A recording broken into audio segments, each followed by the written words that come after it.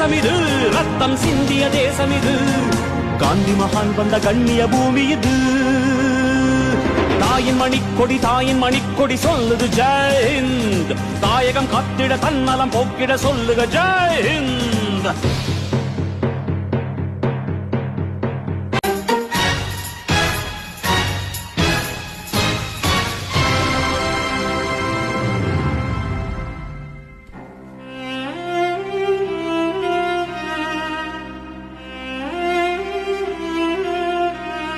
வண்ணம் பல வண்ணம். நம்முடைய இந்திய மக்கள் அனைவருக்கும் குடியரசு தின விழா அந்த வாழ்த்துக்களை தெரிவித்துக் கொள்கிறேன். அன்பார்ந்தவர்களே, குடியரசு தினமாக இருக்கட்டும், சுதந்திர தினம், எல்லாருக்குமே நிகழ்வுகள் தெரியும், அடிக்கடி பற்றி பேசி கொண்டிருக்கிறோம். இருந்தாலும் அந்த காலகட்டத்தில் நடந்த ஒரு சில நிகழ்வுகளை கூறி இன்றைய நம்ம நாட்டுடைய நிலைமைகள் எப்படி இருக்கிறது, அதை எப்படி நாம் சீர்தூக்க வேண்டும் என்ற ஒரு கருத்தை மட்டும் உங்களோடு பதிவு கொள்வதை நான் ஆசைப்படுகிறேன். அன்பார்ந்தவர்களே, நாம் சுதந்திரம் அடைந்த பிறகு பிரிட்டிஷ்காரர்கள் நம்முடைய முன்னோர்களிடத்தில், அதாவது நம்முடைய தேசத்தந்தை மகாத்மா காந்தியாக இருக்கட்டும், வல்லபாய் பட்டேல், மௌலானா அபுல் கலாம் ஆசாத், அந்த நேரத்தில் முகமது அலி ஜின்னா போன்ற தலைவர்களிடத்தில், நேரு போன்ற தலைவர்களிடத்தில் உங்களுக்கு ஆள்வதற்கு தகுதி இருக்கிறதா, நீங்கள் அதுக்கு கெப்பாசிட்டியாக இருக்கீங்களான்னு கேட்டாங்க.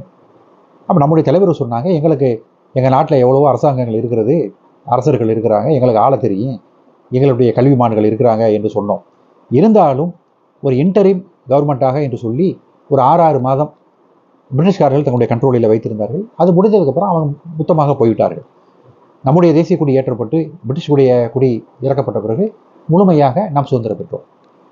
அப்போ அந்த காலகட்டத்தில் நம்ம இதுக்கு முன்னால் இருந்தாங்க இல்லையா, நம்ம ஒன்றுபடாத இந்தியாவில் தமிழ்நாடு எடுத்துக்கிட்டிங்கன்னு சொன்னால் சேர சோழ பாண்டிய மன்னர்கள், கேரளா சேர மன்னர்கள், இங்கே மராட்டிய மன்னர்கள், ஹைதராபாத் நிசாம்கள், நவாபுகள், முகலாய பேரரசு, ராஜஸ்தான் ராஜபுத்திரர்கள், ஒடிஷா போன்ற பகுதியில் உள்ள மன்னர்கள், ஹைதர் அலி, திப்பு சுல்தான், அந்த வழியில் வந்தவர்கள், போராட்ட வீரர்களாக இருந்தவர்கள், கிருஷ்ணதேவராயர் அவருடைய வழியில் வந்தவர்கள், இப்படி பல பல மன்னர்களும் ஜமீன்தார்கள் இவர்கள்லாம் பகுதியை ஆண்டு கொண்டிருந்தார்கள்ல.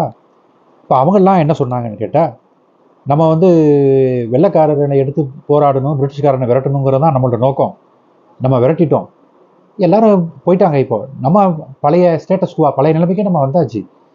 அதனால் எல்லாரும் அப்படி இருந்துக்கலாம் அப்படின்னு சொல்லும் பொழுது நம்முடைய மூத்த தலைவர்கள், அதில் குறிப்பாக வல்லபாய் பட்டேல் அவர்கள்லாம், இல்லை அது சரி வராது, நம்ம இவ்வளோ நாளாக இத்தனை ஆண்டுகளாக நம்ம போராடி வெற்றி பெற்றுட்டோம், ஒன்றுபட்ட இந்தியா தான் நமக்கு ஒரு உயர்வை தரும் அப்படின்னு சொன்ன பொழுது, அப்போ அவர்கள்லாம் சொன்னாங்க, நாங்கள் பெரிய மன்னர்களாக இருந்திருக்கிறோம், ஜமீன்களாக இருக்கிறோம், காஷ்மீர் கொஞ்சம் விதிவிலக்காக இருந்தது அந்த நேரத்தில். அப்படி இருக்கும் பொழுது அப்போ எங்களுடைய நிலைமை என்ன ஆகுது, எங்களுக்குள்ள ஸ்டேட்டஸ் என்ன ஆகுது என்றெல்லாம் பேசிய பொழுது, நீங்கள் அதை பற்றி கவலைப்பட வேணாம், உங்களுடைய மரியாதை, உங்களுடைய அந்த ஸ்டேட்டஸ் பாதுகாக்கப்படும், உங்களுடைய மானியங்களும் உங்களுக்கு வழங்கப்படும் என்றெல்லாம் ஒரு வாக்குறுதி கொடுத்தார்கள்.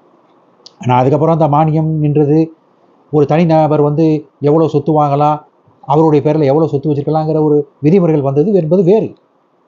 ஆனால் இது ஒரு முக்கியமான காலகட்டமாக கருதப்பட்ட பொழுது, இதில் சர்தார் வல்லபாய் பட்டேல் பொறுப்பில் இருந்த பொழுது அவர் போய் எல்லாரிடம் பேசி அப்படி வேணான்னு சொல்லி ஒரு ஒருங்குபடுத்தினார். நம்ம திருப்பி ஒரு ரீஜனலாக இருந்தோம்னு சொன்னால், ஒரு நாடு இல்லாமல் இருந்தால் இன்னும் ஏதாவது நாடுகள் நம்மை ஒரு குறிப்பிட்ட பகுதியை கைப்பற்றும் பொழுது அவர்கள் இங்கே இருந்து கொண்டு மற்றவர்களை தொந்தரவு செய்வதற்குள்ள சூழ்நிலை ஏற்படலாம், ஆக ஒற்றுமையாக ஏற்பட்டார்கள். ஆனால் அந்த நேரத்தில் டாக்டர் அம்பேத்கர் அவரிடத்துல தான் ஒரு நடுநிலையான சட்டத்தை உருவாக்குவதற்கு அவர்கள் சொல்லப்பட்டார்கள். டாக்டர் அம்பேத்கர் அவர்களும் ஒரு சட்டத்தை உருவாக்கினார்கள்.